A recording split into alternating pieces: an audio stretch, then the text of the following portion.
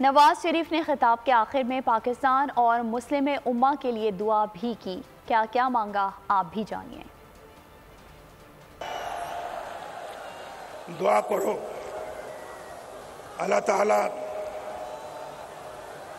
تو مسبب الاسباب ہے،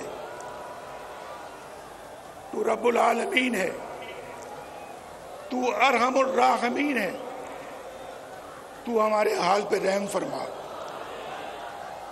ہمارے ملک و قوم کو مصیبتوں سے نجات عطا فرما، ہمارے گھروں میں خوشحالی کے اسباب پیدا کر، ہمارے بچوں کو روزگار عطا فرما، باعزت روزگار عطا فرما، ہمیں مہنگائی سے نجات عطا فرما، ہمارے بچوں کو پڑھنے لکھنے کی توفیق عطا فرما۔